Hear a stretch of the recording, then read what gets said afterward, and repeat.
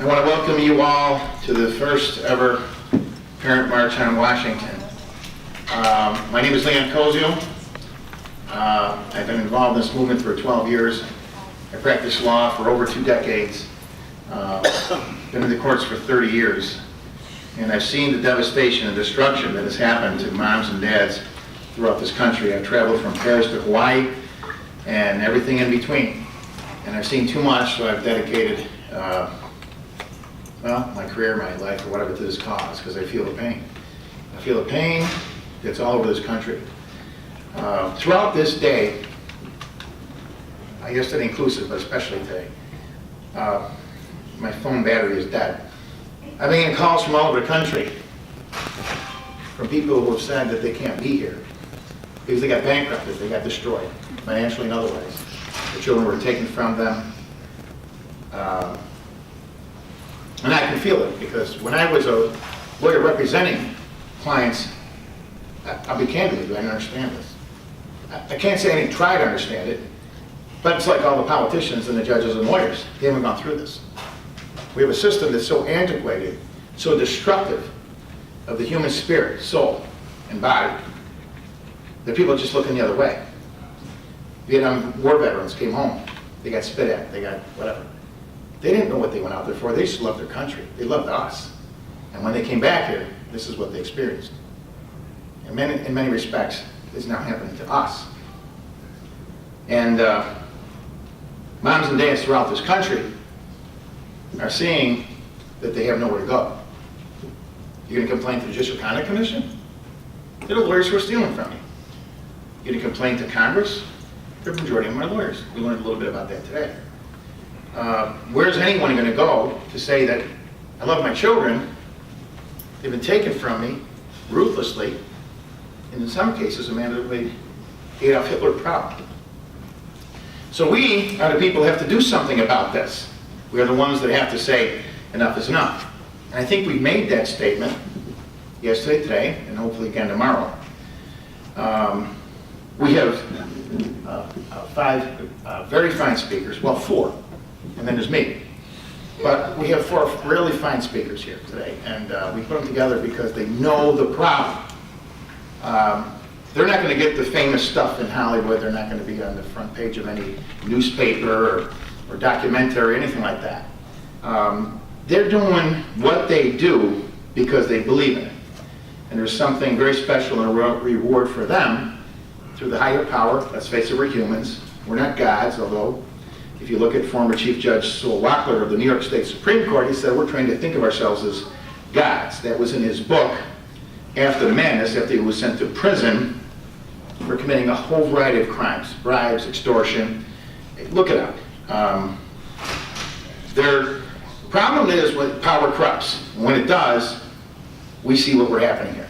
We see what's happening here. Many people don't understand what's happening here in the sense that, wow, what is this all about? I love my children. Okay, we make mistakes, but doggone, some of the things that have happened in the world leave us in a situation like this. So I want to start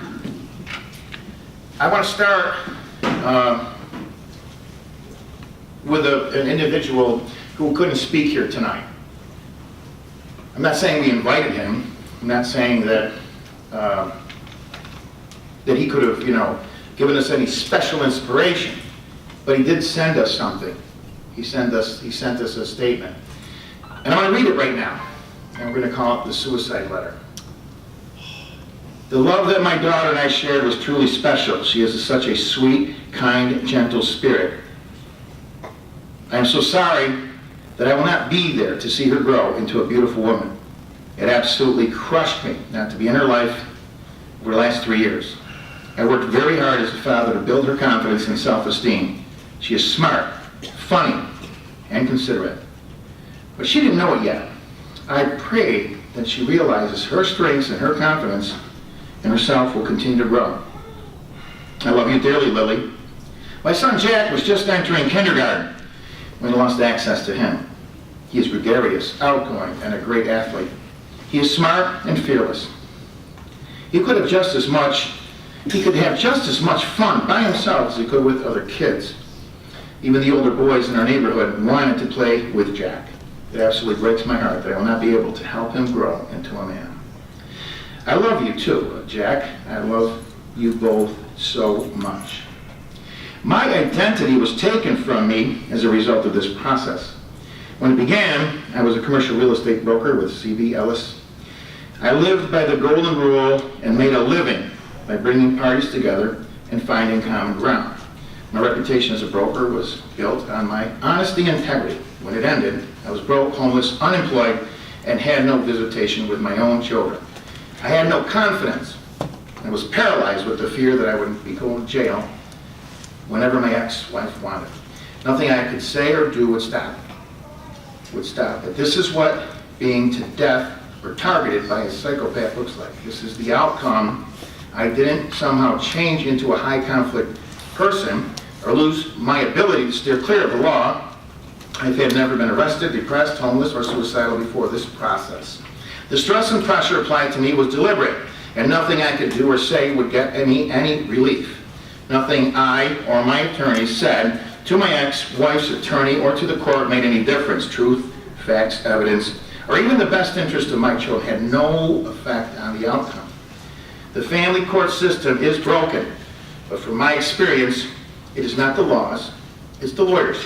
They feed off the conflict. They are not hired to reduce conflict or protect the best interests of children, which is why third parties need to be involved. It should be mandatory for children to have a guardian ad litem. It should not to have a guardian ad litem with extensive training in abuse and aggression. It is absolutely shameful that the Fairfax County Court did nothing to intervene or understand the ongoing conflict. Judge Randy Bellows also used the children as punishment by withholding excess for failing to fax a receipt. The entire conflict centered around the denial of access to the children. It was inconceivable to me that he would use the children like this. This is exactly what my ex-wife, was doing, and now Judge Bellows was doing it for her. To all my family, friends, and people that supported me through this process, I am so sorry. I know my reactions and behavior throughout this process did not always make sense. None of this made sense to me either. I had no help, and the only suggestion I got from my attorneys was to remain silent. At first, I did what I was told. Remain silent and listen to my attorneys. Then, after I had given my ex-wife full custody to try and appease her, I learned about psychopathy and emailed Dr. Semenow about my concerns and asked him for help. Of course, I was ignored. As the conflict continued, I was forced to defend myself. When that didn't work, I thought I could get the help I needed by speaking out. There is no right or wrong way to defend yourself from abuse. Naively, I thought that abuse was abuse, and it could be recognized and something would be done. I thought speaking out would end the abuse, or at least get them to back off. It didn't. When no one did anything, they were emboldened. I took my own life because I had come to the conclusion that there was nothing I could do or say to end the abuse. Every time I got up off my knees, I would get knocked down. They were not going to let me be the father I wanted to be to my children. People might think I am a coward for giving up on my children, but I didn't see how I was going to heal from this. I have no money for an attorney, therapy, or medication. I've lost 4 jobs because of this process. I was going to be at their mercy for the rest of my life, and they had shown me none. Being alienated, legally abused, emotionally abused, isolated, and financially ruined are all a recipe for suicide. I wish I was stronger to keep going, but the emotional pain and fear of going to court and jail because of exorbitant child support became overwhelming. I became paralyzed with fear. I couldn't flee. I could not fight. I was never going to be allowed to heal or recover. I wish I were better at articulating the psychological and emotional trauma I experienced. I could fill a book with all the lies and mysterious rulings of the court. Never have I experienced this kind of pain. I asked for help, but good men did nothing, and evil prevailed. All I wanted was a guardian ad litem for my children. Any third party would have easily been able to confirm or refute all of my allegations, which is why none was ever appointed to protect the children or reduce the conflict. Abuse is about power and control. Stand up for the abused and speak out. If someone speaks out about the abuse, believe them. Please teach my children empathy and about emotional invalidation and gaslighting. or they may end up like me. God have mercy on my soul, Chris Mackey. We're here because this man is reaching out to us today to do something about this. The time for sitting back, crying, pontificating, keyboarding is over. Today, small group came together to say we're going to change history. This type of stuff has to stop. 22 veterans a day are committing suicide. And the vast majority, or at least maybe 50%, there's never really been a study. Never been a study to say how many veterans are committing suicide because of this. And why? Because the money that's being made over this. The people I have met, the conversations I have had, when we were here yesterday and we did the lobby strategy session, very nicely done, thank you for all the help, we did a great job today. I talked about $50,000 that was spent in therapy sessions. They're going to teach us how to raise our children. We've been doing this since the beginning of time. Who are these people to tell us how to raise our children? But once they come in and they get mom and dad, well, who's going to do the strategy? Who's going to do the tactics? The lawyers know it. Boy, they know what they're doing, right? They don't feel the pain, do they? But when they get everybody fighting, oh, you lost your emotion in court. Oh, you yelled at the ex-husband. Oh, you did something. You did this, you did that. What happens next? The judge, the lawyer on the bench. They're nobody special. They've been doing this their whole lives too and reaping millions. We have a guest on the dais today. Over $2 million in lawyer fees. Are you kidding me? How is that in the best interest of children? Did we lose our marbles as a society? This is America, the government that made liberty possible. And the Supreme Court, our highest court, has said repeatedly that the liberty interest of parenting is the oldest liberty interest protected by our Constitution. And what are they doing about it? Is anybody doing about it? Is it just us in this room that realize this and we're saying, enough, we're going to do something? It comes a time when we all have to say that enough is enough. And it's going to take I would rather be a small group of people who understand the problem than a bunch of people who just love to fight with each other. And when they find the people who are fighting, they say, you need a psychological evaluation. We got a parent education program. Who teaches these things? We've been raising our children, you know what, since the beginning of time. We've been doing it, love our children. We don't want to see them go to war. We don't want to see them. We have people in this room that have lost their children. We love these people. They're us. We're fellow parents. When are we going to finally come together and make something happen here? Okay? We have to do this because this is the duty. Everybody in this room has been given the moral responsibility from higher power than we know to do something about this. It's not easy. It's not going to be easy. But what we did do yesterday, the conference calls, maybe we really didn't know what we were doing. But we're really doing something bigger than we understand. So we got together, we had a strategy session yesterday, and we went to the members of Congress, the highest powers, that said, you know what, it's time. I've been getting these calls all day long. This battery should be dead by now. We went to the people who are the highest powers in the world.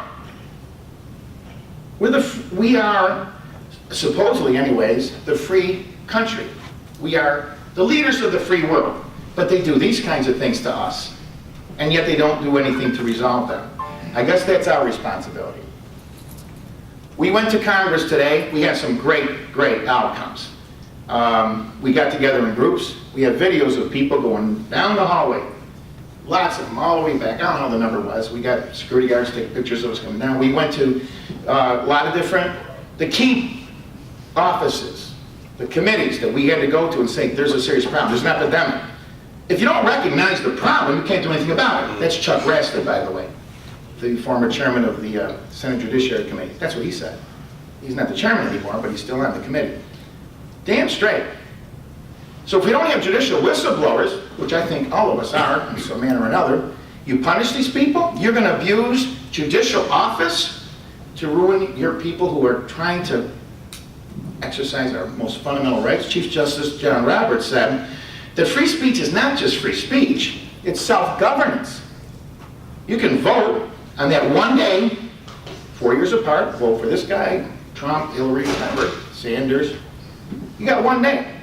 What happens the next day when they break their promises? That's where free speech comes into play. And then there's free press. But free press is not respecting free speech right now. Otherwise, this place would be packed with media.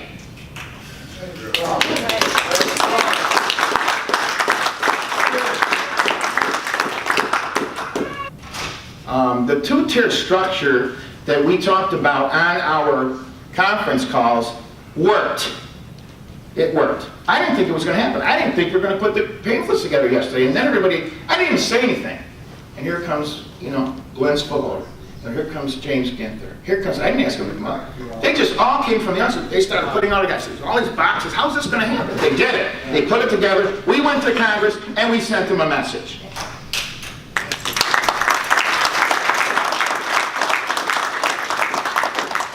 We talked about a two-tier structure, okay? Let's get meetings with our representatives because we're their constituents. They serve us.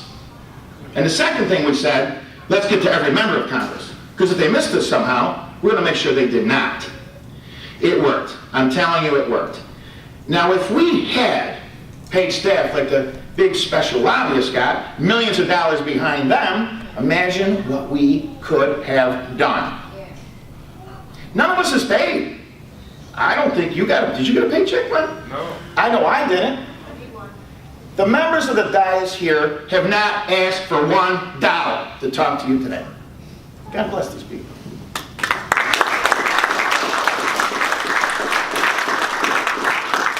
And I can tell you the only reason why they are here because they understand the problem and they want to do something about it. And they saw something special here.